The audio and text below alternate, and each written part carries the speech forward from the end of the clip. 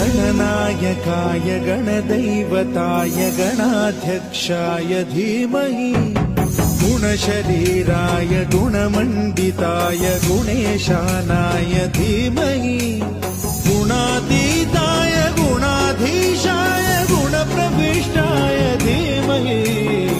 एकदन्ताय वक्रतुण्डाय गौरीतनयाय धीमहि